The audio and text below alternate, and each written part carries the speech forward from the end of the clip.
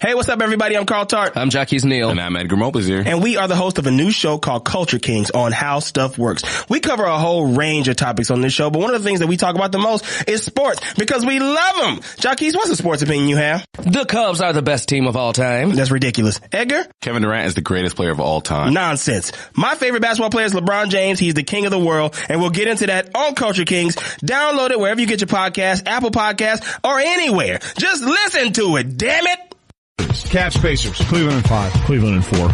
Sweet. You're killing me. I'm going Cleveland in 4 as well. There's Oladipo in the front court, driving on LeBron, steps into a long three, and rattles it down. Victor Oladipo is playing with so much confidence today. Long three, Oladipo. Good! And that might be the dagger. With 2 minutes to play, the number one option has looked like it tonight for the Pacers on the road in Game 1.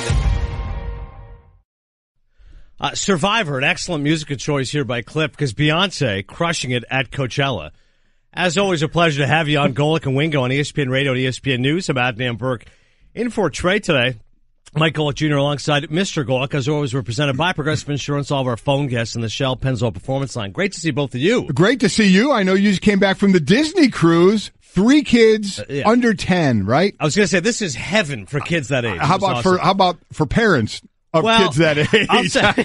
I'll say this, Mike. There's something about the tolerance one can have for one's own children crying or being upset, but anybody else's kids just go, man, can someone just put a sock in it? Well, there had to be just hundreds of kids on this cruise, right? Yeah, but I tell you, cruise. Disney does it right, man. They totally get the fact that everyone's there on vacation. They've got a ton of kids, and the hospitality is unbelievable. It's so fan-friendly. All-you-can-eat buffet. Oh, there you go. Ice cream, all you can eat. Pizza all day. Water slides. Mike Golic Jr., you'd be in heavy. You're not even a child That's anymore. why we'd still go on it. The all-you-can-eat ice cream, because I remember we went on one cruise, I think, when we were kids, and that was my biggest takeaway. It's the one thing that stays in my mind, because I was pretty young at that point, probably young enough to fully appreciate being on a hotel on the water, but I remember that on every floor at the end of the hallway, I could go and get free ice cream whenever I wanted. At least it was free to me at the time because the trip wasn't on my dime. I was about to say, 5 ice cream cones a day, that kind of sugar is not going to affect anybody. No. But part of the greatness of the cruise, though, guys, is this. You turn off the phone, you got no Wi-Fi. Like, I had no idea what was happening in the entire world for literally, it's Tuesday morning, and I'm like, hey, so who won the Masters? Yeah, we fell into that when we're in Africa and we're in the Wi-Fi spots. You kind of lose touch, and man, there was a lot. You mentioned a lot in the sports field and out. You mentioned Beyonce at Coachella. Holy smokes! I mean, ridiculous what she did. The ACMs were last night, so a lot of country music that I know I love so much. So we got to see it. Our buddy Darius performed last night. So those awards were last night. But Beyonce is there anybody? Beyonce is everywhere. The power of her, especially on Twitter. I asked this question: how many athletes would you have to tie together to even come close to the worldwide popularity? There is no athlete even close to her. Right? I'm not saying there's no way. There's one. That's no what I'm singular saying. athlete. How many Cristiano Ronaldos and LeBron Jameses would we have to collect up together to equal that kind of power? Because there are people that will never see a second of that performance and yet have heard about it in some way, shape, or form, whether it was through Twitter or word of mouth. That's how powerful it was. The crew from Destiny's Child continues to get shine because Beyonce decides to shine her light on them this late in the game. And we're all winners because of it. Just we make sure to be as nice as possible when talking about it because the last group of fans on earth, no more powerful organization exists. No mafia, no world government than the Bayhive. Don't go against that. And oh, by the way, there was some really good basketball and hockey that went on. Exactly. I was going to say, let's by go the way. Exactly. We'll get your music updates a little later on, but seriously, let's do a little. It's time for Off the Top. Whether you like it or not, it's just beginning. With Golic and Wingo. Indeed. There was plenty to get to as the NBA playoffs kick off this past weekend, and the Pacers beat the Cavaliers 98-80 to snap LeBron James' streak of 21 consecutive first-round wins, which was the longest streak by any player under the current playoff format since 1984. First time James' team has trailed in a first-round series at any point. And I was stunned by this because entering yesterday, LeBron James was 12-0 in the first game of the postseason, 48-7 all-time in the first round. So, listen, I've had more than a few tweets yesterday, Mike, saying, "What? Did you not watch the Pacers this season? You don't realize how talented they were?" I'm like, "Well, no, I watched the Cavs 39 times when they're nationally televised. I don't appreciate how good Indiana is, and credit to Victor Oladipo and company because they really stomped all over Cleveland on the road." How many national TV appearances the Pacers have? That'd be one. One. So, I mean, I know all you fans are going to be, happy today and throwing it all in the face of everybody of why don't you recognize us? Because we don't see you. Yeah. Unfortunately, we don't see it, but love the way the Pacers are playing. Oladipo, we'll get into Paul George, that trade again. Paul George kind of answered who won that trade, at least had something to say about it, but Oladipo was fantastic. The Pacers were fantastic. All that said, you were waiting for it. Biggest lead, 23 points. And what was it going into the fourth quarter? It was an 8-point Pacer lead. And you thought, oh, no. Here it goes. It's going to happen to the Pacers. They're going to have this lead the entire game, and they're going to give it up at the end. They don't. They go wire to wire. LeBron's got no help out there, but LeBron was only good inside, wasn't hitting any jumpers at all. 0 for 4 from three-point land, got to the free throw line an awful lot. No help anywhere. He's going to have to take complete charge of this series and these games, and he played 44 minutes in the last game, so he may sleep for the next 2 days. Yeah, appreciative of the long layoff, not playing again until Wednesday with this team, but the lane gets a lot more clogged up when the guys outside aren't knocking down their shots. And there's some great stats from the folks over at Second Spectrum that we can get to kind of illustrate just how poorly his teammates were doing off LeBron passes. They're not going to shoot that bad again. So if you are a Indiana Pacers fan, stunt right now and get it all out of your system because it ain't ever going to be this good again. Adam and me, one of the calls yesterday on ESPN Radio, Oladipo was money. Long three, Oladipo. Good! Victor Oladipo, a straightaway three, and that might be the dagger. With 2 minutes to play, it puts Indiana up by 17. And seriously, he was fabulous yesterday. As Oladipo had 32 points overall, really. And he used part of this motivation by the fact that Cleveland management said that they didn't think Indiana got enough back in that Paul George deal. And, players use whatever motivation they can. Absolutely you do. You figure you shouldn't need motivation, but it doesn't mean it can't help a little bit. It can't put a little something on your shoulder, a little craw on your head there of what's going on. 6 of 9 from 3-point land, but he was doing everything. He was very special. This team plays very hard as well. They're kind of that blue-collar, we're going to fight you type of a team, and they showed it. But I'm kind of with you, Mike. I mean, I don't think we'll see how consistent Cleveland can be shooting, but enjoy this one. They're not. I don't think for Pacers, I don't think the Cavs are going to be shooting this poorly again. Not for nothing. Victor Oladipo, a lot of lip licking during the game last night. He's due for a chapstick deal. Well said. Off the top. Also, the Rockets beat the Timberwolves 104-101 as James Harden scored 44 points, the second most in a playoff opener in Rockets history. Hakeem Olajuwon scored 45 in 1995 at the Jazz. Top-seeded Rockets have their hands full of the number 8 Timberwolves on a night where Houston made just 10 of 37 three-pointers. Harden shot 7 for 12 on three-pointers, but Trevor Ariza, P.J. Tucker, Eric Gordon, and Paul, how about this? Just 3 of 22 from downtown. So Minnesota coming out the number 1 seed with a bandit and almost pulled it off, but Harden was spectacular. Unfortunately, not many others were for them. I mean, as far as the rest shooting threes in this one, not good. But he was, as we said, fantastic. On his 10 isolation plays, he was 6 for 6 on those, including 5 from three-point land. He loves that step-back three. And Tom Thibodeau, who we had on the show at the end of last week, talking about his club, which was 0-4 against the Rockets, talking about how they had to play.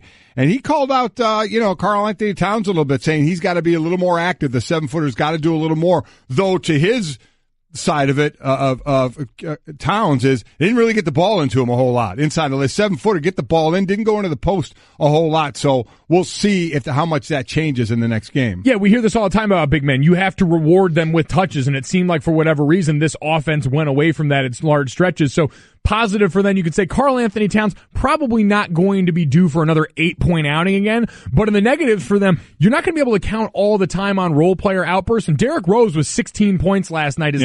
That's found money that you can't count on coming up every night. What else killed them as well? They did force 11 turnovers on the ensuing possession. They got 1 point out of it. 1 point. So you force a turnover, you got to try and make a pay on the other end. Yeah, good point. Off the top. How about this story last night in baseball? Bartolo Colon, who turns 45 next month. Ooh.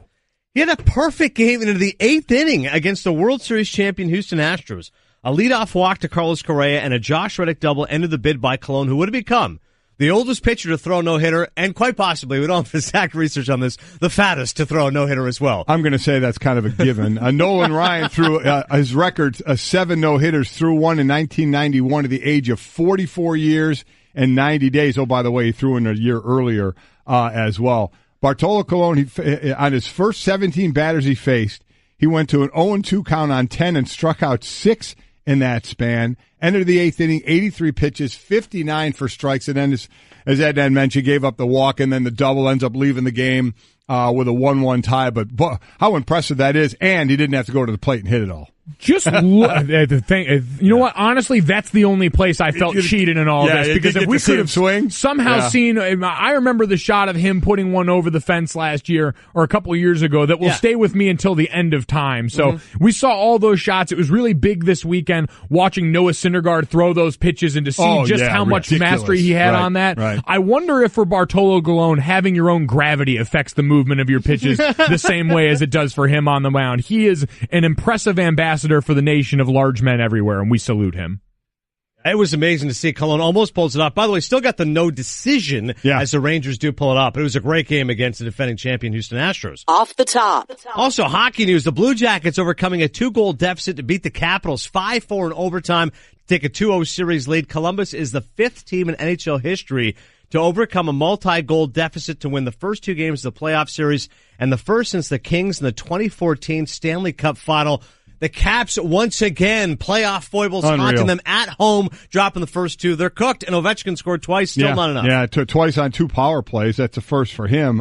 Prior to the series, the Caps had lost 1 playoff game after having a 2-goal lead. Now they go back-to-back games. So most multiple goal games in Cap history. Ovechkin has 6 now, but again, not enough. The Blue Jackets get the win.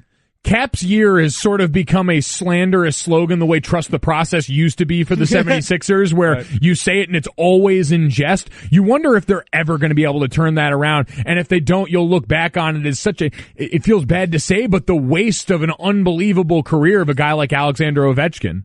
Yes. And also, quick love for the other games as well. The Wild beat the Jets 6-2. Jets still lead that series 2-1. Penguins destroy the Flyers 5-1. There's been a close game in that series. Very lopsided series. In 2 games, the Flyers have had bad goaltending. Yep. They have. The Flyers get a big win in game 2, but they're down the series 2-1. And give it up for the Golden Knights in Vegas.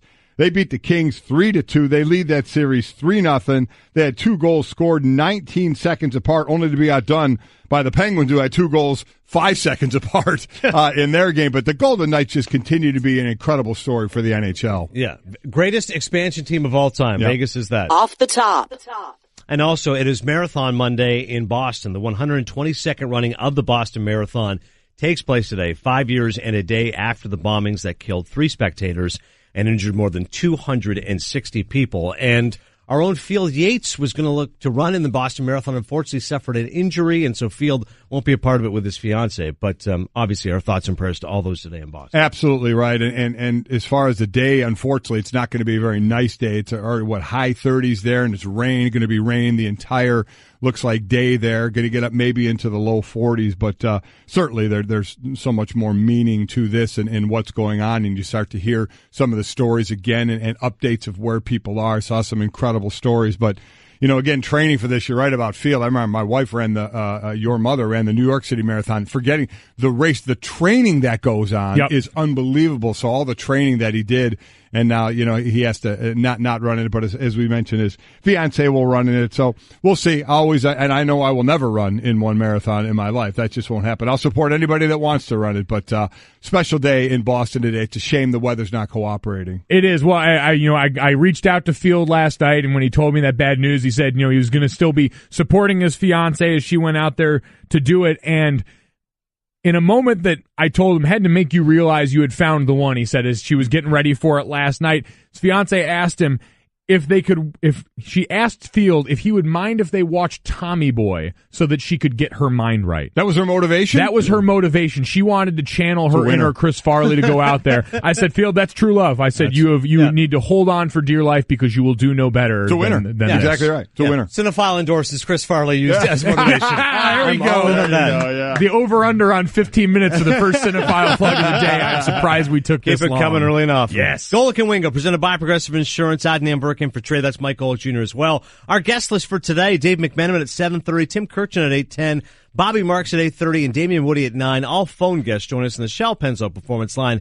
If you miss any of those guests, you can listen to all 4 hours on demand in the ESPN app.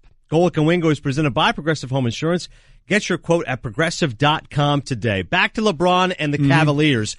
I feel like it's overstepping, Mike, if I say game 2 all of a sudden is a must-win, because even if they lost that game, I still believe in LeBron James and his talent to be able to rally his team to win 4 or 5 possible games.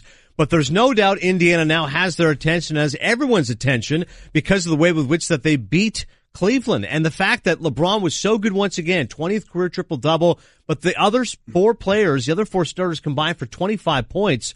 This is going to be the story of this series. Can the rest of the supporting cast match up and meet some of LeBron? Because it did not see that way at all in game 1. And LeBron was trying to dish the ball out, obviously, and the shooting didn't go well, but also he didn't shoot well outside of, in close. That's where he was doing all his damage. So, if he can hit his outside shots, obviously they're going to let the friend shoot and really just collapse on him if you're going to shoot this poorly. 23% from three-point land, 38% from the field. That's not going to get it done. Indiana's just going to say, prove it, that you can hit those shots on us, and we'll just collapse on LeBron. Put him on the line, that's fine. He's not the greatest free throw shooter in the world, and we'll take our chances that way. But I'm with you. I don't think Cleveland continues to shoot that poorly, but you got to tip your cap to the Pacers and what they were able to do, especially defensively. Again, they're that hardcore blue-collar team. Oladipo was fantastic. They now get to shine on the stage, and we know we're going to hear from their fans, hey, we told you about this. Okay, fine. We're seeing it now.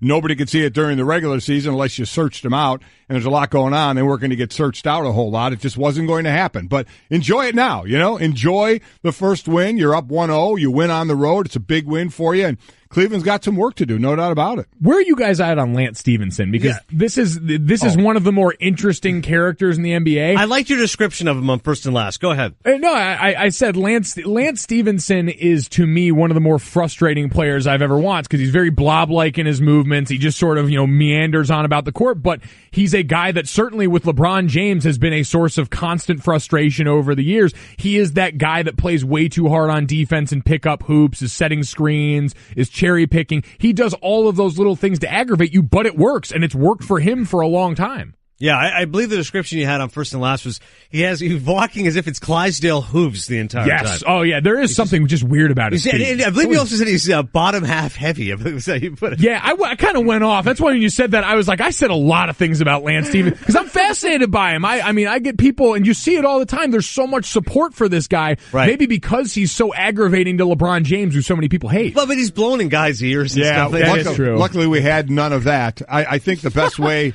to describe him, like you and I both have had players we've played against and teammates.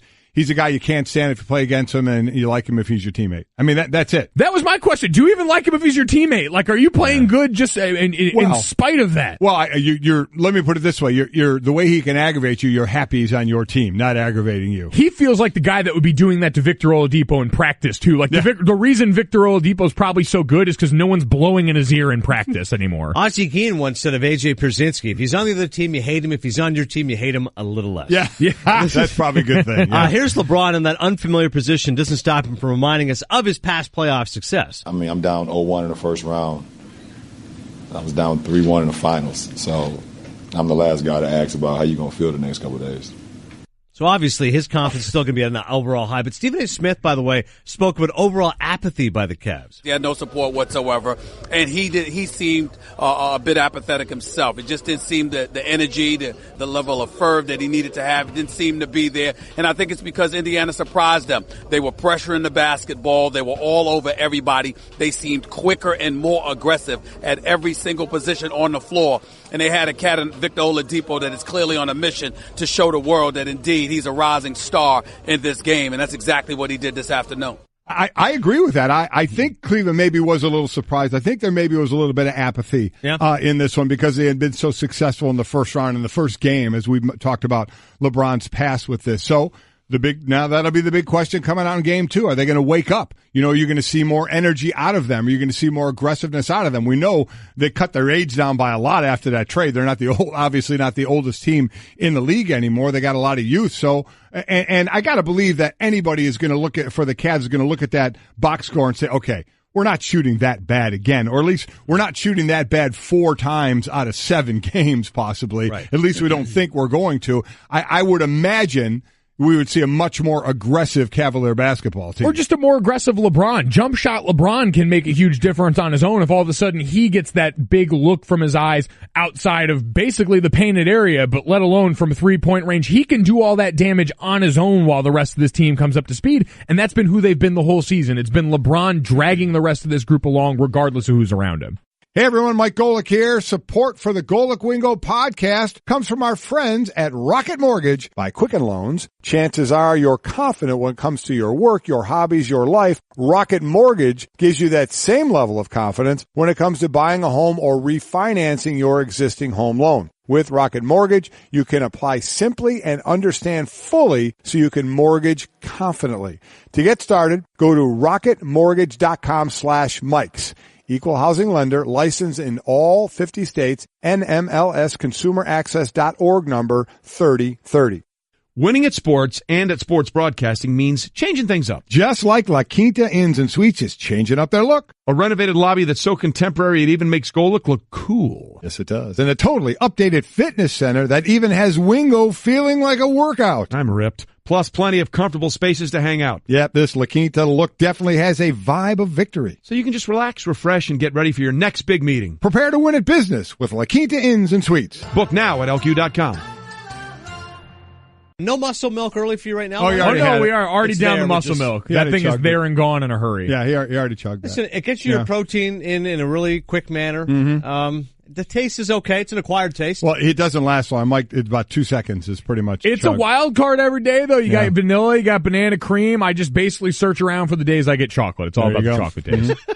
Muscle milk. We love it. Adnan Virk in for Trey today. Golic and Wingo on ESPN Radio and ESPN News. So, LeBron James, fellas, is in a rare position. He is used to nothing but winning moments in the postseason. Winning moments brought to you by La Quinta Inns and Suites. Book at LQ.com and win at business. As we mentioned, he gave his best performance, the triple-double. The rest of his team did not follow suit, and they go down. And Tim Legler says LeBron's being asked to do way too much. He might have more responsibility on him than any athlete in any team sport that's playing right now, because everything is dependent upon how much offense LeBron James can create, and he's going to find out quickly how hard it is without having that second superstar scorer playing off the ball in Kyrie Irving, which allowed him to take some quarters off offensively. But that's not the case, and if his role players are going to shoot the basketball like this, they have no shot in this series. They might get swept if this keeps up. That's unbelievable. They say they might get swept. It is unbelievable, but it's true. I mean, you can't keep shooting at the percentages they shoot at, and Legs is right. I mean, when you had Kyrie,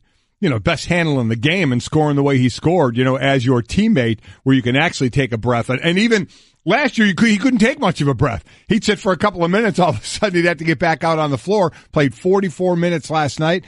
And I don't know if you'll find that one consistent. I think that's it. And everybody expects it to be Kevin Love, to be who's that consistent second banana to him that's going to be able to be there night in and night out, game in and game out. And they don't have that right now. You kind of hope. And he's dishing to all of them. He's giving them all a chance, and yesterday nobody else stepped up. And Legs is right. If nobody else steps up, there's no way he'll be able to carry this team through this whole the series. The stat that showed it off, Second Spectrum did this. They said over the last 4 postseasons, no one's created more shots for his teammates than LeBron James. 19 shots that he set his teammates up for last night off LeBron James passes. His teammates went 5 of 19 on those shots that they were set up. That is not a sustainable rate. To your point, he's not going to have one guy that can carry the load, especially as a ball handler and as a creator of offense. So he's got to have guys that are willing to carry it around him. We saw it. He had to play 82 games in his career for the first time this season. And while some of that I think is about him wanting to prove to people, all right, I can do this just because you said I can't, a lot of it was I have to because we full-on hockey line changed this team during the course of the season. I'm the one consistent thing that we have. A lot of that's been by design, and so he's going to have to do it in the postseason too. Yeah, definitely concern right now for Cleveland, but because of the past, I guess, just history of success, obviously, LeBron can lean on. It's not like it's panic time just yet, although game 2, if they lose the Q, is a different story. Also of note is what Paul George and Oklahoma City Thunder did yesterday. So of all the games to look forward to, this is an interesting matchup because you start to wonder, hey, are the Thunder that team that can challenge Houston and Golden State of the Western Conference? And if he shoots like that, 13 of 20, a game-high 36 points, well, maybe he deserves his own nickname. Y'all ain't met Playoff P yet, huh? That's right. Playoff P is his nickname. Y'all ain't met Playoff P yet, huh? Listen, it sounded very uncomfortable when Carmelo and Russell, was it Russell? Oh yeah, the two of them? They got asked about it. And they were really kind of, wait, what's this going on? Both of y'all, can you just talk about playing with Playoff P finally and just getting a chance to see him getting it going like that? That's his name? Playoff. That's the new name? I don't know. I'm gonna let Russ answer that one. Playoff P. Listen, as a guy who goes around calling himself the captain, I'm not gonna totally knock self-appointed nicknames, but somebody gave the nickname to me. Not many people use it. Nobody gave this nickname. We don't know. Have we found out? Have we found out the origin of this? Did he nickname himself? Like, has anybody actually called Paul George Playoff P except for himself? Because if so, that's a violation. That's a flag. Without a doubt. We sounded like we heard the birth of it right there. Playoff P is the Lance Stevenson of nicknames. It's horrible. It is living proof that just because you can doesn't mean that you shouldn't, because it's just lazy. It is alliteration and a reference to a time of year and a guy's name. That is not original. That is not a nickname. Yeah, once again, it's coming from him. Take a listen. Y'all ain't met Playoff P yet, huh? I love that. Y'all ain't met Playoff P yet, huh? That is the long laugh of regret. Playoff P. But, listen, everybody talked about the side that won in this trade, with Oladipo going to the Pacers, obviously, and George going to Oklahoma City. Well, he did, forgetting all the nickname stuff, 36 points, 80 points between the big three. Russ had 29, and Carmelo Anthony added 15. So, it's a big win for them over. And Paul George said, I think the last minute of this game, he had a hip contusion that he hurt a little earlier in the season. Donovan Mitchell, the rookie phenom for Utah, will be battling out with Ben Simmons for Rookie of the Year. He ended up hurting his toe. Yeah, stubbed his toe a little bit. He came out in the fourth quarter, went back in. Quinn Snyder saw he was still in a little bit of pain, pulled him out again. Had x-rays, I believe, an MRI, and all that was negative. He said, I was just being a big baby about it. He said he just stubbed my toe. Rare admission from an NBA star. How about it? Yeah. Sabonis, by the way, went along with Oladipo in that trade. Yep. So, listen, it's one thing for people to say, well, it wasn't much of a return, but Oladipo's a guy. Listen, I've worked with Tom Crean, Mike Jr., and he's obviously was a great analyst with us here at ESPN. He told me Oladipo's a guy, don't sleep on him. He's capable of bigger and better things, and once he's given that stage, he really has embraced it with Indiana. He was given time and room to shine, and now we're all seeing that play out in a big stage to where we've made the point the national TV audience really didn't get as much of a chance to see. So I think much like last year's initial postseason series for Giannis and that Milwaukee Bucks team was really a coming out party on the big stage for him, where everyone took notice of a guy. We know the burden. Do it in the postseason. Right. Victor Oladipo's getting that chance now, and at least one game in is taking advantage of it. Do you feel like, Mike, they're that team out of the West, aside from the Rockets and Warriors, do you feel like could make a run because of that trio of stars? Well, I think people thought it was them or Utah. Right. With what Donovan Mitchell was doing, you have Gobert was probably, in line for the Defensive Player of the Year. Mm-hmm. That they could be the team coming out. Who was the other? I'm just happy we have other teams coming out. We're talking about the 76ers in the East. Yep. Toronto. Now we talked about Toronto before. They just can't get over that playoff hump. So really, it's more talk about the 76ers, and they put a huge win in Game 1 in their series with Miami, because there are those that thought Miami would give the 76ers a little bit of trouble there. Embiid already ruled out. He's through the concussion protocol, so he's ruled out for Game 2, but they didn't certainly need him in Game 1. And I think it had been Utah, possibly maybe Minnesota. Did you start thinking up of them going up against, Houston and being that 8 seed was going to be a tall task for them. So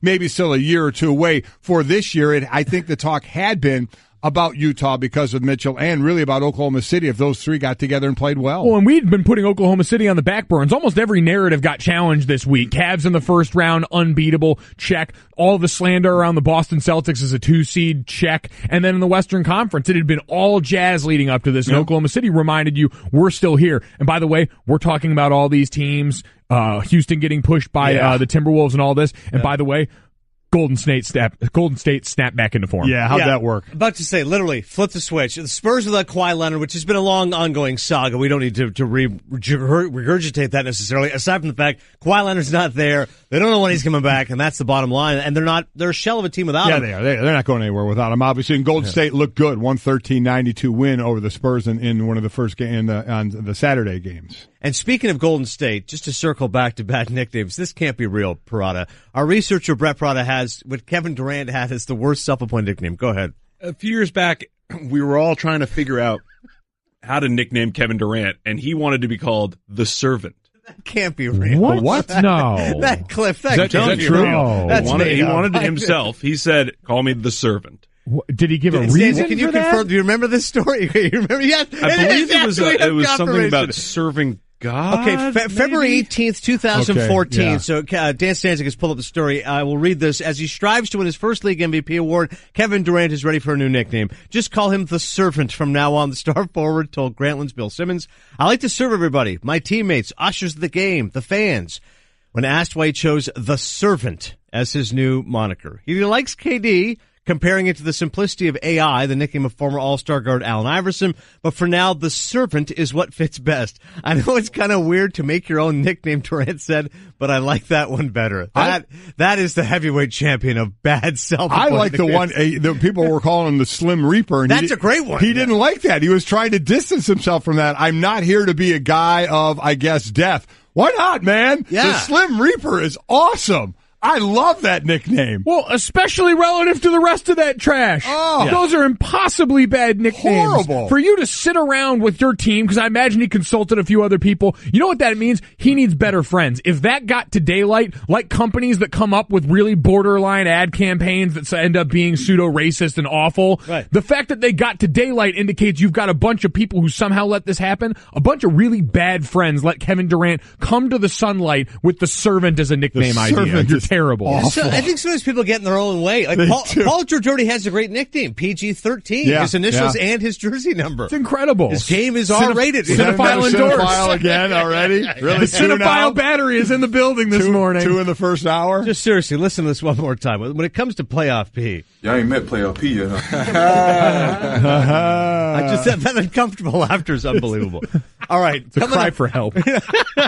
Coming up next, we'll get to the game of the weekend in the NBA playoffs. 8 games, and this one took the cake. Adnan Virk in for Trey, along with Mike Jr. at Golic and Wingo on ESPN Radio and ESPN News. Here's a little insider travel secret. There are tons of empty hotel rooms out there just waiting to be booked. That's why there's Hotel Tonight. Hotel Tonight partners with awesome hotels to help them fill their unsold rooms, which means you get incredible deals. And even though the name's Hotel Tonight, you can actually book up to a week in advance and up to 100 days in advance in top destinations. So download the Hotel Tonight app to start scoring better deals at better hotels now. Beyonce at Coachella was, wow. Yeah. She stormed the gates there because really it wasn't, I mean, you saw the scale of the performance that went on, and it was truly terrifying. Listen, ambition meets the actual level of success. You know what I'm saying? Like, Beyonce sets the bar high, universally beloved, and then somehow eclipses that. It's Queen Bee's world. Really is amazing. We're just living with it. Yep. All right, wild ending of the Bucks and Celtics game. A little play-by-play for you here. This is Terry Rozier of Boston in the closing seconds of regulation. Rozier out of the right side. Now the motion starts away from the ball. Rozier switches to the right hand, steps back. Good look at the three. Got it! Terry Rozier giveth. And then Terry Rozier, they just have taken game 1 away from the Milwaukee Bucks. Thanks to 98.5 The Sports Hub. And then, however, Chris Middleton of the Bucks at the buzzer. Giannis looking to get it in. Here's Middleton. He takes it. It's up. It is. Oh! Did it count? Did it count? He hit that from about 40 feet. Tie game at 99. Oh, man, how about that? What a shot. What a game that was, a back-and-forth game. What was there, 12 lead changes in that one? Both teams at one point had double-digit leads. The Celtics had at least, the biggest was 12. From Milwaukee, it was 10. It was also tied 15 times. It was a game of the day. And that last shot by Rozier, which we all thought was the game winner, because half a second you think you're going to get off a tough shot in that one. Man, he left Eric Bledsoe in the absolute dust on that one and got such a clear-looking three. It was ridiculous. It was, with the most unnecessary crossover of all time. There's about 8 feet of space between the two of them. But how about a nod for the true buzzer beater? We know that's been a huge point of contention on this show, the nature of the buzzer beater. We got one that actually went very quickly to the review that I thought at first glance did not make the cut. Oh, you didn't think it was? I didn't think it was off first glance, but about as close to a true buzzer beater as you're ever going to get. Yeah, so the Celtics go on to win it in overtime. They're without Kyrie Irving. Well documented, but Brad Stevens says they're going to the next level. We're going to ride Al. He's been unbelievable in being a facilitator for us all year. He has his moments because of the way that we're being defended where he gets to be, more of a featured scorer. With where we are now, he's going to be more of a featured scorer and facilitate and guard Giannis and do everything else, probably run our film session tomorrow. So it's his job. He is asked to do a bunch when he's guarding Giannis, and you see that athlete, and you're like, wow, that's something to be asked of you. Listen, he only took 8 shots in the game, scored 24 points because he was 13 of 14 from the free throw line. He got to the line, gets the ball, he gets fouled, he gets on the line, does a great job of that. But man, he's got to play both sides. He's got to be absolutely worn out. Played 44 minutes again. It went to overtime, but 44 minutes. In this game, I think it was only Jaylen Brown who played more than he did at 45 and a half minutes. He was a star. Rozier was absolutely draining buckets in this one. But again, Milwaukee came back. They had a lead of their own. This one goes to overtime. Then Antetokounmpo fouls out on a missed free throw. Yeah, that one he goes for the rebound. Questionable. And one ref calls jump ball. The other one comes in and calls over the back, and that's his 6th foul. I didn't think it was. I thought it was going to be a jump ball as well.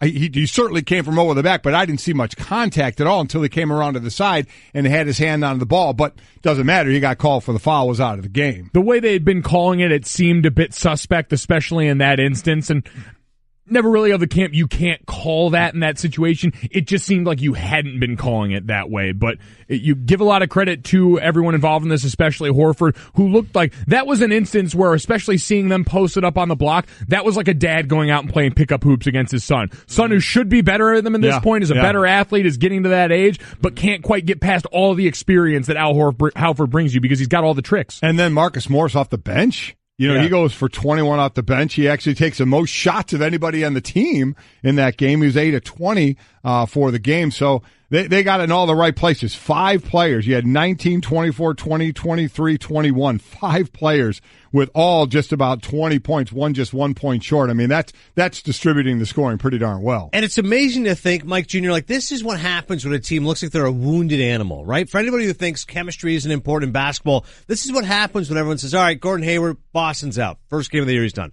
Okay, Kyrie Irving's out, no chance. Like now, the whole thought here is if they win a round, that's a success. So they're already playing with house money. And listen, Milwaukee's a good team. It's going to be a great series, but you win a game like that, all of a sudden a little more pep on the step.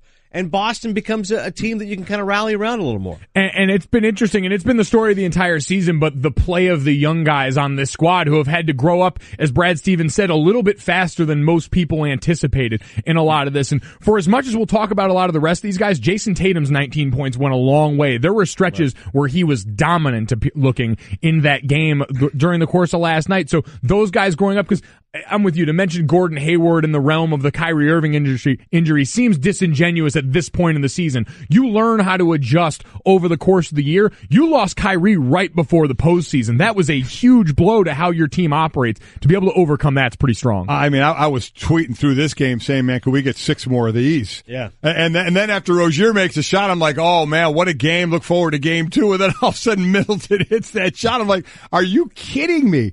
It was again, back and forth game. Mm-hmm. You look at the minutes in this to talk about guys that need rest. Tatum 44 minutes, Horford 44, Brown 45, Rozier 40, and Marcus Morris 35. The next closest was somebody with 16 minutes. I mean, so they literally did this with 5 guys, playing most of the time. And for Milwaukee, it wasn't much more. They had 6 guys over 32 minutes. So it was some guys are going to get some well-deserved rest after this overtime game. Yeah, it certainly was an impressive game and a very entertaining game of the 8 basketball games. Great to have the NBA playoffs back. And that was Straight Talk, brought to you by Straight Talk Wireless, nationwide coverage in America's largest and most dependable 4G LTE networks. Adnan Virk in for Trey. It is Golic and Wingo on ESPN Radio and ESPN News. Mike Jr., we're going to have for a little bit of the next hour, but I want to do this with you now while we have a minute. Paterno, did you see it?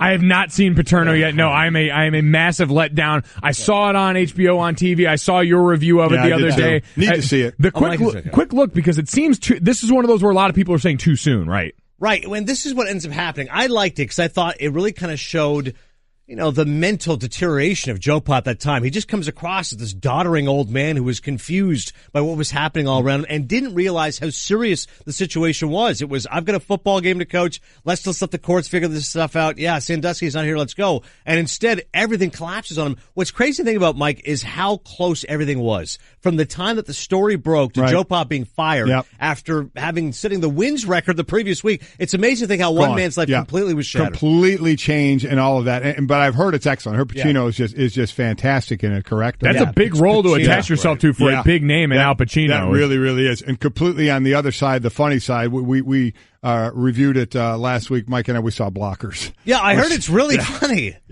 Yeah, John Cena's got the juice. As a guy who embraces his role, I think the way The Rock does in Hollywood, it's amazing the living you can make for yourself. Hard R. Like I heard the vulgarity is pushed to the extreme by a female director. Needed to be, though. Right. Needed to be. Yeah, I enjoyed it way more because of it. Interesting way to consume beer in that movie. Yeah. I've seen that in the trailer. Paterno's on HBO, Blockers in theaters. Coming up next, some NFL conversation. Where is Dez Bryant going to land? Plus new rules in college football. Golic and Wingo, ESPN Radio. I just saved hundreds of dollars by switching to Geico. I feel like a whole new person. Disclaimer, you will not become a whole new person. This is impossible. You might be able to join a gym or diet program, buy a new wardrobe, get hair implants, but your DNA and physical form will remain the same. Geico waives any and all liability if you attempt to become a new person, except a cyborg. If you choose to become a half-human, half-cybernetic organism with lasers for eyes, the Geico legal team would be cool with that because, quote, laser eyes are pretty sweet. Pew, pew, pew, end quote. Geico. 15 minutes could save you 15% or more. Hey, what's up, everybody? I'm Carl Tart. I'm Jackie's Neil. And I'm Edgar Mobley's And we are the host of a new show called Culture Kings on How Stuff Works. We cover a whole range of topics on this show, but one of the things that we talk about the most is sports because we love them. Jackie, what's the sports opinion you have? The Cubs are the best team of all time. That's ridiculous. Edgar? Kevin Durant is the greatest player of all time. Nonsense. My favorite basketball player is LeBron James. He's the king of the world, and we'll get into that on Culture Kings. Download it wherever you get your podcast, Apple Podcasts, or anywhere. Just listen to it, damn it. Great to be back here and taking a little heat from my driving, perhaps. Adnan Virk in for Trey. Golic and Wingo on ESPN Radio and ESPN News, presented by Progressive Insurance. All of our phone guests on the Shell Penzo Performance Line with the Golics. But Mike Jr., I'm sure your dad knows, listen, a little heavy foot once in a while. If it gets you where you need to go, a rolling stop is just a suggestion. These are the kind of the rules we go by. These are the rules of the road that I feel like, especially in a male-dominant car, you learn pretty early, but Dad passed that lead foot on more to my brother Jake than to me, who drives with more road rage than the average person should, but he could certainly appreciate your maneuvering. The wife isn't really usually happy with my driving. It can be a little aggressive. Are you an aggressive driver as well? I am. I think that's the best way to describe it. I've got places to go, Mike. There you go. Places to go, people to see things to do. Get out of the way. Okay? Before we delve back into the basketball conversation, 8 games over the weekend, I do want to also mention, shout out to Rob Hannawalt and the West Hartford Youth Baseball League. Last year, well documented the story I told with Mike on this program about my exploits as a bench coach. Yes. So 1-8 as a bench coach, and now I've been promoted to a manager of the instructional league. Are you really? I've got a lot of anxiety right now. We've got our first game this Saturday, and I'm going to miss the game because I'm actually calling the Alabama spring football game with Herb Street and Galloway. So can you imagine? So you're the manager of this team. Practices would have had to be tough because the weather's been horrible out here. Correct. We had a practice yesterday, but it was freezing. The team has barely been together, and you're going to miss the first game. Yeah, I still got to give out shirts. I still got to figure out the lineup. There's commitment.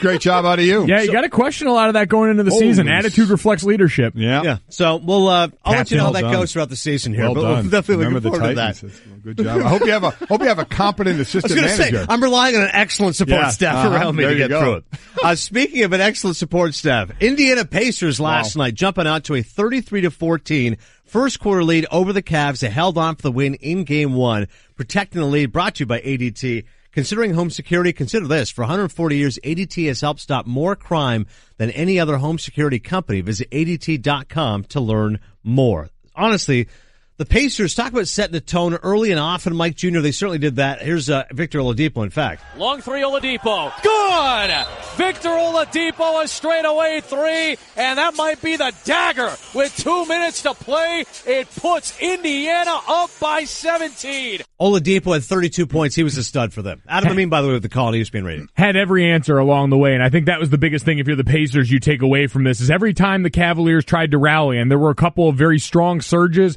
in a hostile road environment, the Pacers found a way to answer. Yeah, listen, they played well. They played that blue-collar, tough defense, especially when Lance Stevenson comes out in the court. You're not sure what you're going to get, as he's out on a guard and LeBron. That's always a fun matchup to kind of watch.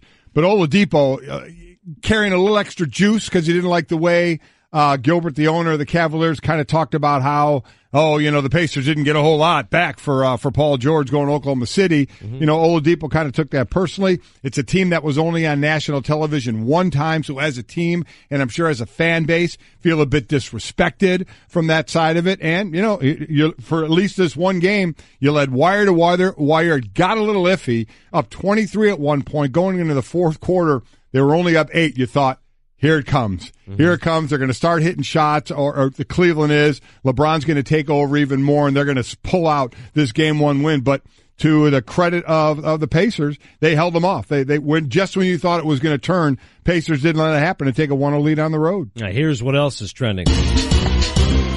The Rockets beat the Timberwolves 104-101 as James Harden scored 44 points, the second most in a playoff opener in Rockets history. Hakeem Olajuwon scored 45 in 1995 at the Jazz. According to Second Spectrum, Harden shot 6 for 6, 5 of 5 from 3 without turning the ball over in isolation in Game 1. Minnesota came to play here, fellas, and Houston, for all the talk about being the number 1 seed, didn't shoot particularly well. Harden, though, was sensational. Oh, he was fantastic. 7, as you mentioned, 7 to 12 from three-point land.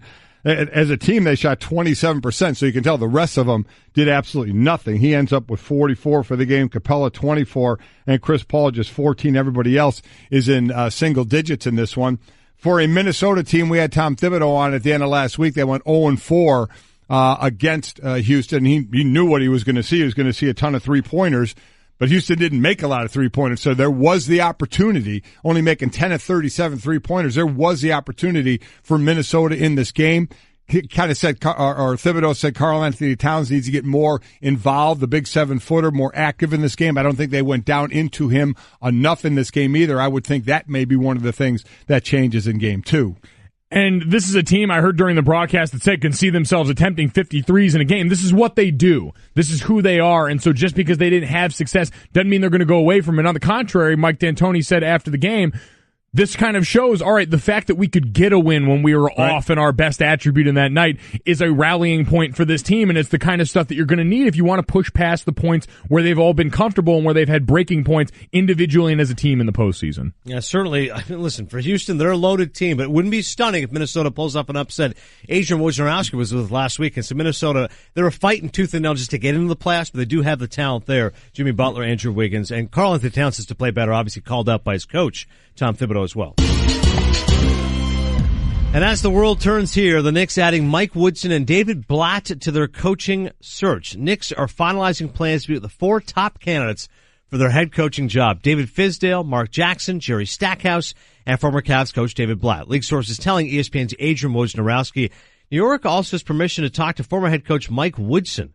And I got to tell you, Mike, looking at this list of people, I feel one word, that is uninspired. There's not one name that I say, if I'm a Knicks fan, this is going to turn the franchise around. I think of them, though, I would think Mark Jackson may be that guy. New York guy. If you go, a New York guy, you go back and say, well, wait a minute, what was Golden State when Steve Kerr took over? It's a pretty good team. Well, Mark Jackson was coaching that team. So because that's the thought. Who's going to build? Is it going to be Blatt because of the European players on the team? And he's had so much success coaching overseas. He's going to come over from Turkey, for his interview, I believe, next week. Maybe this week, I'm sorry, for the Knicks, but that's a long list of potential head coaches for a team that's kind of going to be looking for a new identity. And unfortunately, the Knicks don't get to choose the perfect candidate right now. They're all going to have flaws. When you look at Mark Jackson, yeah, he left them in a decent situation, but there's a reason that team got markedly better without a ton of roster changes when Steve Kerr took over. With David Blatt, you had a guy that had his team in first place, but had a little bit of trouble playing nice with others, coming over with a lot of clout overseas that he expected to translate right away in the NBA. So everyone's going to have flaws, but that's what you've got to expect because you're still the Knicks. How interesting would it be to go, Adnan, with somebody new like a Jerry Stackhouse who did well in the G League, got a chance coaching there, and to be a first-time head coach in the NBA? That would really be saying, okay, we're really starting over here, young, new, first-time NBA head coach with a team built around the 7'3" Porzingis who's coming off of an injury, to see what we can build. That would be an interesting move if they end up going that way. We've obviously seen that push in baseball, guys like Alex Cora, Aaron Boone getting their first-time shots at managing and having success. But in basketball, I just don't know the success rate. They tried that with Derek Fisher, particularly in New York, and obviously that blew up for them. More on David Blatt, by the way. They're going to meet with him the following week. So Fizdale, Jackson Stack this week, Blatt the following week. And the connection for Blatt, by the way, he played college hoops with Steve Mills, who's the team president at Princeton. So Blatt's an interesting one, Mike Jr., because I don't think his Q rating is high. I picture David Blatt's face, and I picture people being angry. But I see both sides. I see the side of Fizdale. Players love him, and Blatt doesn't seem like he's too well liked by the players in a league where the top players can pretty much run things. Well, that's just it. You always have to balance the ability to connect with your star player and to make sure that your message resonates with those guys, and that always seemed to be the disconnect with Blatt. He was a guy that expected respect because of what he had accomplished elsewhere in a league where guys are always going to prioritize, and we see it with players. There's a lot of this talk about the European players that come over. There's just always that air of, we want to see you do it here before we're going to respect you in the way you think you deserve.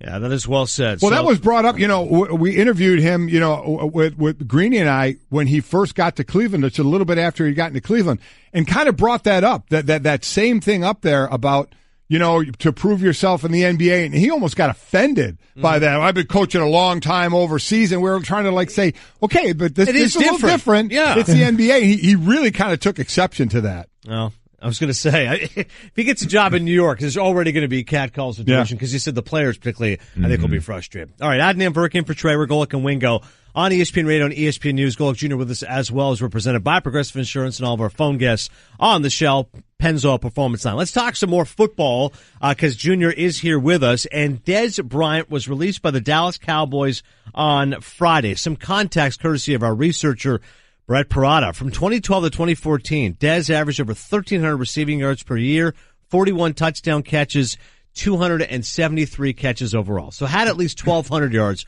all three seasons. But 2015 to 2017, never even reached 900 yards, 17 touchdown catches, and 150 catches overall. Clearly was a much different player with Dak Prescott as his quarterback rather than Tony Romo. Well, and I heard a lot of people obviously talking about this, one being Deion Sanders, who, is one of the great all-time greats. And he said he thought it was a mistake because Dez, he felt, still had something left in the tank. And my thought was, he probably does, but is it worth 16.5 against your cap? That's what you have to start managing. I think Dez still certainly has some talent to obviously be a player in this league and put up some numbers, but you just mentioned where the numbers had fallen to, and you have to manage that against $16.5 million that you're going to pay him. And from what we understand, there wasn't even the talk of a pay cut. It was basically, it's not going to happen. So no pay cut to stay. It's just we're gonna part ways here. They have a lot of dead money. They still have the dead money from Tony Romo. They have the dead money from also from coming up from Dez. I think they have about $22 million in dead money this next. So they have to work through that.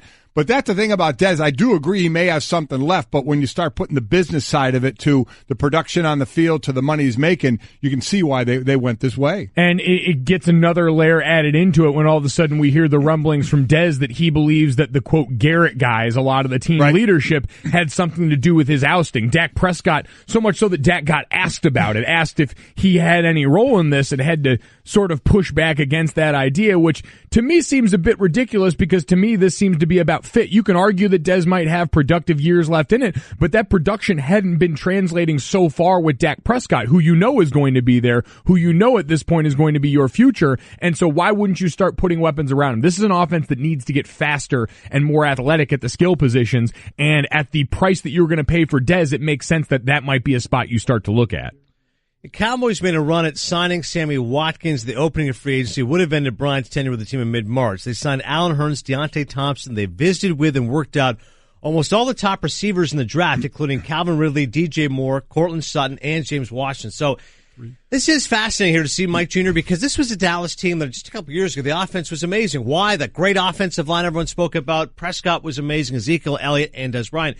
Now, all of a sudden, very quickly, it feels like this is an offense in flux. Well, and a lot of that had to do with injury. You saw when you had any cracks in that impenetrable ground game, everyone began to suffer. So whether it was Tyron Smith and Zach Martin who were in and out of the lineup a couple of times last year due to injury, whether it was Zeke Elliott and that constant drama surrounding when the suspension was finally going to hit and take hold, you just saw a lack of consistency there that exposed everything else. And I said that was the best thing to come out of last season for them is you saw, all right, we have glaring holes athletically on the outside for our skill positions in this offense. That's not doing our quarterback any favors in this league right now, and so you have to address these going forward. So, and you look at that, and I've also heard people out there, so, well, wait a minute, if this offense is considered slow, why don't you get rid of Jason Witten as well? And again, could be, and I get it, they're going to have to at some point get younger and more athletic at the tight end position. There's no doubt about it. Witten the last 2 years, 63 this year, 69, 77 the last 3 years of receptions. Never over 10 yards a carry and 5 touchdowns, 3-3. So they're going to need more production, but you got to pick your spots first. This was a $16.5 million cap hit with Dez. It's 3.4 for Witten. So again, the business side of it comes in and said, okay, we do believe at some point they're going to have to address this tight end position, but 16.5 takes more precedent in dealing with that cap hit if you need to get rid of something over 3.4 million. And where does Dez land? Best fits according to ESPN.com. Bills, Packers, Ravens, and Saints. Bills very interesting because, of course, they need more offensive help, so Dez would be a guy that'll get plenty of touches there. Packers with Aaron Rodgers. Jordy Nelson gone now, you know. Right? Yeah. Ravens and Saints. So clearly all teams that are right now receiver deficient. We'll see how much. Listen, and how much does Dez have left in the tank? Is he a viable number one? Is he a number two? Is he a complimentary piece? Does he want to be that piece now? There's lots of questions. Well, we know as far as what he wants, he came out and said first and foremost, he wanted to stay within the division. He would love to try and reach out to one of those other 3 teams and make sure that he would be able to go back and rub it in because he's a guy that came out and tweeted it, said, this is personal. I'm going to take this personally. Yeah, Dak Prescott saying Dez Bryant a hard guy to replace. We'll see just how difficult it will be for the Cowboys. Once again, Golic and Wingo on ESPN Radio and ESPN News. And some other NFL news to pass along. Rob Gronkowski will not attend the start of the Patriots off-season program. So just like his quarterback, Tom Brady, he's not going to be there. He's still considering whether to play the upcoming 2018 season. He's had good communication with the Patriots. A $250,000 workout bonus in his contract, which is paid out based on attending a percentage of the voluntary workout. So for now, he's not going to be there, but do you feel any way this leans towards him returning or not, Mike? I don't think so, just because we've already heard that Tom Brady being back this season is a huge note in the positives for Gronk. I think that's got someone he can commiserate with because regardless of what level or what extent you believe it's true, there seems to be at least the idea of frustration surrounding these 2 great players and their coach who all exist in their minds on the same plane and aren't being treated that way by that guy. So at the very least, you've got someone that's in your camp with that as far as Brady and Gronk together. This is a time of year where veterans take time off anyway. So this especially, we talk about it so much with the guys that are using this as leverage in contract negotiation. But for a lot of veterans who don't have as much at stake, they're there in some cases the bare minimum to make sure they get that bonus. And a lot of them are using this time to be with their families, to pursue their other interests, to continue to treat this like an off season because at this point they know what their bodies need to be ready and they don't need to be there every day the way a rookie or some guy like I used to be trying to just scratch and claw to make the team needs to be. Yeah, it's exactly right. Guys are in and out of that. They need a minimum times a week to get the pay there, and then the bonus, obviously the percentages, if they care about that at all. So many guys work out at different places. Now we hear, obviously, a lot of the guys that went to the U, a lot of them spend their off season all back there and work out together.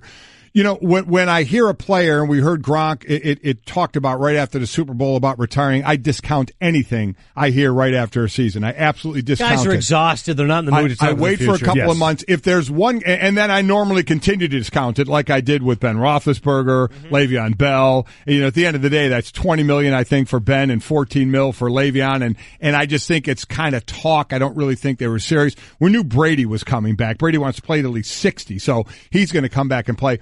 Gronk was the one guy, as the offseason went on, I thought to myself, all you hear is how well he takes care of his money. And Gronk is a guy, man, that just will go on and do his own thing. At some point, he just seems like, I'm good without football. But that being said, I don't think he's retiring at all. I never thought he was going to. It did enter my mind that, okay, he may be a guy that could say, I'll go do WWE or I'll go find something else to do. Movies and stuff. And enjoy life, and do that. But I think he's going to play. But I could see him thinking about it for the hits he takes, the injuries he's had, the new rules that are out there on where he is going to continue to get hit, and that's going to be in the knees. So of him thinking, you know what, do I need this? And if he is really taking care of a lot of his money, can he walk away? But I think it's about $8 million this year he's supposed to get. I absolutely think he's going to be back. To your point, Mike, he and Brady together can commiserate on what we now see. You hear what Danny Amendola said, who's with the Dolphins, saying, I think Belichick's a great coach. Sometimes he can be a blankety blank.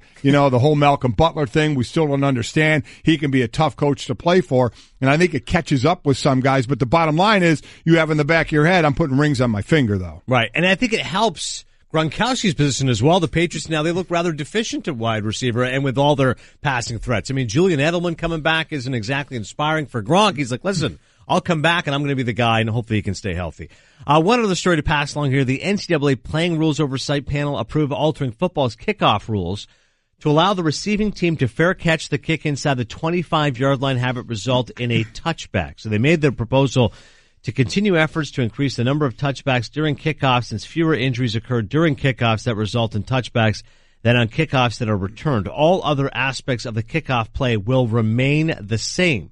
The new rule, the latest in a series of changes the committee has made in recent years, hoping to make play safe. Listen, and going into the NFL, Steve Tasker, who was a guy that got drafted with the Houston Oilers my year and was one of the great special teamers of all time, there are going to be 10 special teams coaches and some players that Tasker is going to join that are going to talk about this. We see what happened now in college with fair catch inside the 25. What's going to happen in the NFL? Mike, I don't see any way around this. I don't know when it's going to happen. The kickoff's going to go away. Yeah. And I saw some people with tweets out there about show the stats of are there more injuries on kickoffs, and I believe there are, and I think it's been documented out there, and I'm sure we'll try and find that as well. That's the reason they're doing all this. You don't just say, hey, let's think about doing this. You do it because you see a pattern a lot. That's why a lot of times you don't see from the NFL side a lot being done about Thursday Night Football when players are complaining about it. The NFL saying, well, there's not more injuries. There's nothing that shows there's more injuries on Thursdays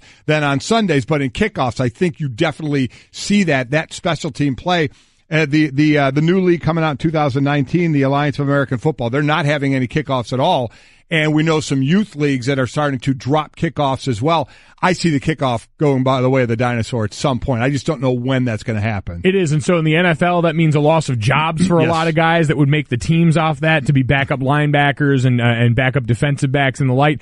And in college, in both levels, it means the loss of a valuable weapon, especially in college where you can have one player that is so much better than everyone else on the field with him. Special teams is often a place where that guy can make the electrifying play that's the difference in a game. And so even with this new rule, you'll see teams that think they have an advantage letting their guy field it there and still try and take it out and advance the ball because it's an area you can get a win. Yeah, Steve Tasker, for his part, echoing Mike's sentiments, if they can find something they like that will help because it's a violent play in the game. It's become part of our vernacular. Let's kick things off, but I think its days are numbered. I think they're going to come up with an alternative to the kickoff. Great stuff as always from Mike Golic Jr., first and last, 4 to 6 a.m. Eastern.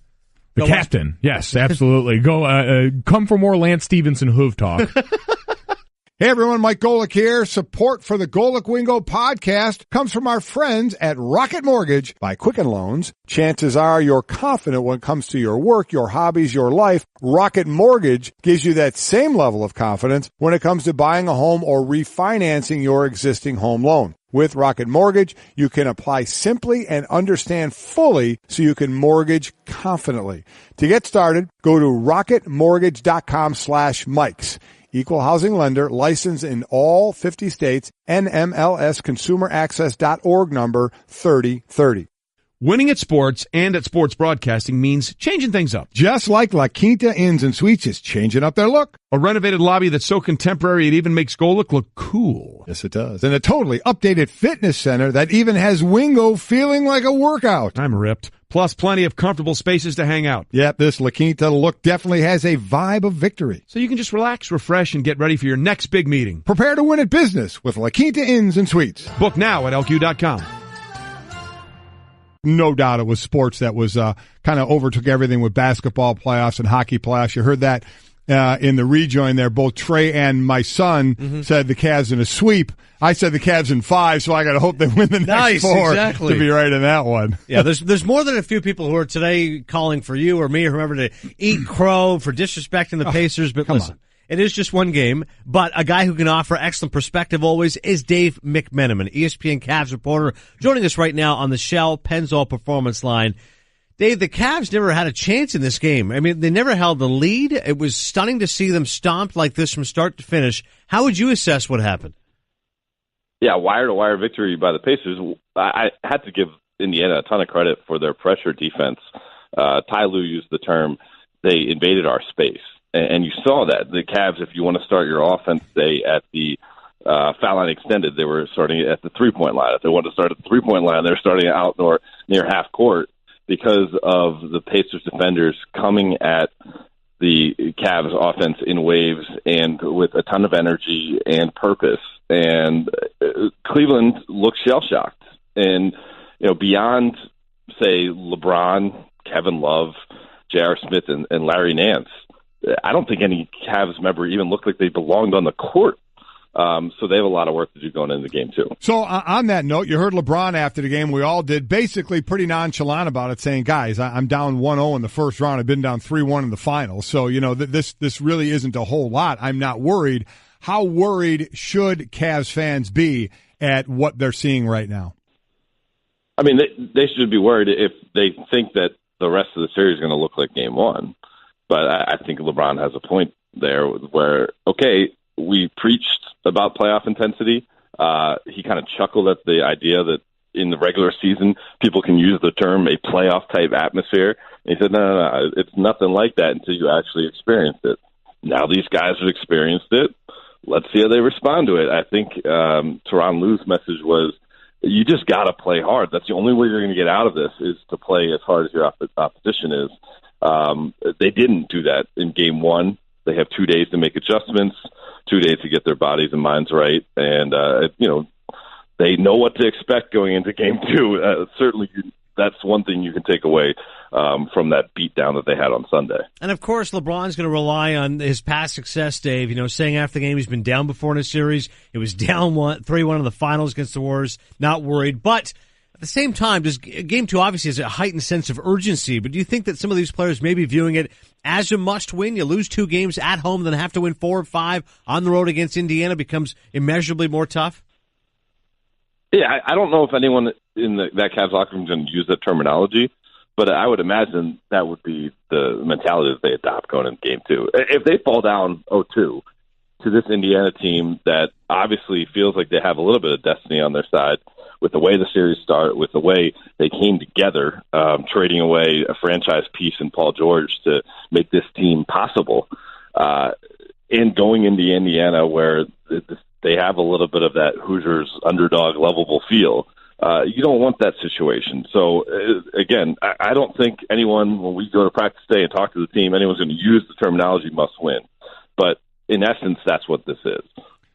Along those lines, Dave, you have been with this team obviously more than anybody. So, and this is complete speculation and opinion on your part, but how this is going right now, and I guess looking into the future a little bit for LeBron James, do you think there's already, no matter how far they go, a decision in his mind whether he's staying or going, or do you think it has to be played out? I don't think so. Just because everyone that I've spoken to involved with LeBron all year long have been consistent in saying that he won't know and he doesn't know, and he won't make that decision until everything's over. But you have to wonder. I wasn't overly blown away by LeBron's body language yesterday, not suggesting by any means that he was not trying to win or not engaged in the game, but you just wonder if somewhere in the back of his mind he doesn't believe that this current Cavs team can win at all. And if you don't believe that the essence of that team is championship metal, perhaps, somewhere you just make the equation, I'm not going to go quite as hard for that closeout, or I'm not going to dive on the floor for that loose ball, because it goes back to the old Ricky Waters line with the Philadelphia Eagles for who for what. I don't know. I'm not saying that's the case, but you start to wonder if he is somehow already thinking about going somewhere else, how that could affect this Cavs playoff run. Very strong Ricky Waters reference there by David. Big Eagles fan at the Super Bowl, so I see it all comes together now. Right now we just got Golic and Wingo, ESPN Radio and ESPN News. Victor Oladipo, Dave, best player on the court last night, which is saying something when you're on the same court as LeBron James. How good is this guy for people who have not paid attention on a national audience, just how talented he is? I mean, the guy not only is a dynamic scorer, he can score, on all three levels, as they say, off the bounce, mid-range, three-point range as well. But he led the league in steals, and he did it again in Game 1 at 4 steals. So he affects the game on both ends, and that's what true impact players do. And when the Cavs made their runs, especially the two back-to-back long jumpers he had in the fourth quarter, the three to put it to 12, and then the long jumper right after to put it to 14. That's what great players do. Well, they sense the moment where their team needs them, and they perform. So I can't be more impressed by him, and just his demeanor in the post-game press conference where he said, are you guys surprised by this? I mean, that was only the second nationally televised game for the Pacers all season long. And the only other time they were on national television was when Paul George came back to Indiana. So that was, that got the attention because of Paul George, not because of what the Pacers are doing. And he said, what, are you surprised? This is what we've been doing all year. And so certainly, if I'm a player, that's the type of leader I'd like to get behind. Oh, believe me, Dave, it's all over Twitter. All the tweets like, you guys showed no respect for the Pacers like this all year, giving us no shot. It's everywhere right now. So they're all feeling their oats right now, which is fine. Good for them. As far as the Cavs here going forward, we all know what LeBron means to this team. The next person in line that you need for consistency is going to be Kevin Love. And then after that, it's been kind of a crapshoot on who you're going to rely on. In your mind, who is that third guy? Who is that third person that needs to be the most consistent for them? Well, I think they'd like to have that person to be, a Rodney Hood, because they think he can score in bunches. But Rodney Hood was one of the players that looked consumed by the moment in Game 1. Kevin Love, first of all, they need to get him more than 8 shots. That's not on Kevin. Kevin doesn't control the ball. He's at the point guard, so they got to get him more involved in the offense. He missed 3 shots early and then only got 5 shots the rest of the way. That needs to be an adjustment going into Game 2. I think J.R. Smith, they will lean on more. That coaching staff loves J.R.'s mental toughness when he is on a roll. And obviously, he looked like that in Game 1. But again, this is what happens when you trade away Kyrie Irving and don't get that diamond in return. They need to have impact by committee. So it's Hood, it's George Hill. Hopefully Kyle Korver's foot feels better enough to play more than 4 minutes like he did in Game 1. They're going to need 3 or 4 guys giving them double-digit scoring. No doubt about it. But as LeBron James has said, he's the last guy to ask about playoff deficits, and I would think most people feel like Game 2 they'll come out and knot this series up. Dave McMenamin, always great stuff. Follow him on Twitter at Mc10. Thanks so much, Dave. Appreciate it. Thanks, Dave. Thanks, guys. Yeah, I got to believe they come out so much more aggressive right now and not shoot as bad as, again, 23% from 3, 38% overall. I would find it hard to believe in 4 of 7 games.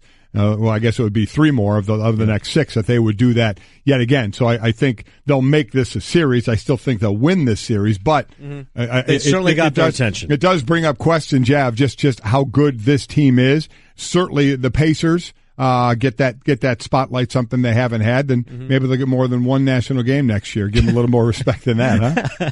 Game 2 a must-win for Cleveland? Well, I mean, you lose your first 2 games at home. I think that would really, start to put the dagger in a little bit. I mean, you still have LeBron, so you always say you have a chance, but you really need to rely on those others. And I agree with Dave. Kevin Love's got to get more than 8 shots. Celtics did do it last year to the Bulls, Dan Stanzik is reminding me, and then won 4 straight. But right. Yeah, awfully challenging, obviously, when you lose your first 2 games at home, if that happens for Cleveland. Coming up next, NBA star anoints himself an atrocious nickname. Can I add in as well? We are going to seek out your help to help the game of football along with what we think is going to happen in a couple of years. We're going to let you guys solve it for us. You'll hear it next. Golic and Wingo, ESPN Radio and ESPN News. Here's a little insider travel secret. There are tons of empty hotel rooms out there just waiting to be booked. That's why there's Hotel Tonight. Hotel Tonight partners with awesome hotels to help them fill their unsold rooms, which means you get incredible deals. And even though the name's Hotel Tonight, you can actually book up to a week in advance and up to 100 days in advance in top destinations. So download the Hotel Tonight app to start scoring better deals at better hotels now. Adnan Virk in for Trey. We are Golic and Wingo on ESPN Radio and ESPN News. Always great to have you with us. We're going to get to some more basketball conversation at the top of the hour, but honestly, some NFL news just came down. Linebacker James Harrison, who actually turns 40 on May 4th, has decided to retire from the NFL after 15 seasons. Instagram post on his account featuring pictures of his children. He writes, "I've missed way too much for way too long, and I'm done. Many thanks to my family, coaches, the fans, and everyone who played a role in my football life." Harrison signed with the Patriots December 26th after he was released by the Steelers, had said in the week leading up to Super Bowl that he hoped to play another season or two. But this isn't a surprise, Mike. I mean, listen, he was almost 40, but the career is certainly amazing. 15 seasons of 84.5 sacks.